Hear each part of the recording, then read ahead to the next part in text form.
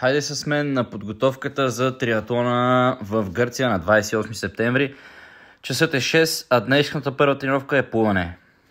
Стягаме багажа и тръгваме, слагаме си кърпа, слагаме си душгелове за след това, слагаме си шапка, очила, чехли добавяме, затваряме сака и към плувния басейн.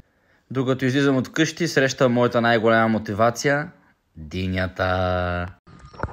Ей го на нашото хубаво басейнче. Отгоре има футболно игрище, с тенис корт, хубав паркинг. Ама, за съжаление, след един месец го затварят за ремонт.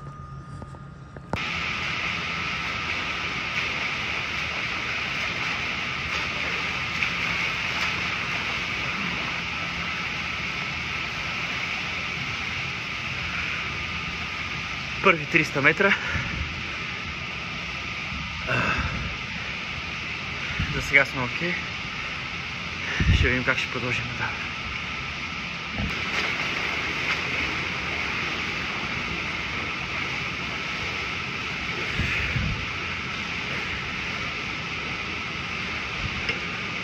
Половин километър е изплуван. За сега сме окей. Все още. Направихме две много кратки почивки и продължаваме към 1 километър.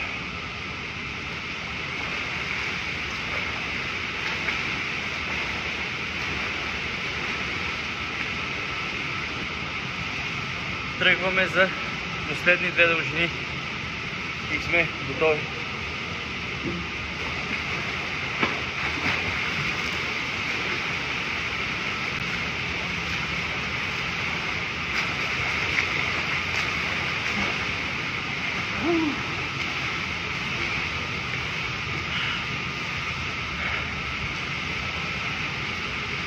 Един километър дан.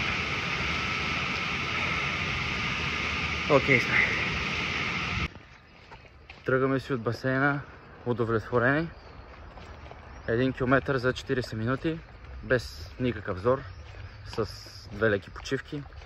Дисциплината на триатлона е 1500 метра, километър и половина, така че мисля, че няма да имаме проблем. Плуването не ми е толкова лошо, така че имаме и още 7-8 тренировки поне до тогава, 28 септември от триатлона. Така че мисля, че всичко ще е окей. След обяда сме на сила, физическа тренировка, долна част, крака. И така ще завърши съботния ден. Моля, последвайте ме в TikTok, абонирайте се за YouTube канала ми, така ми помагате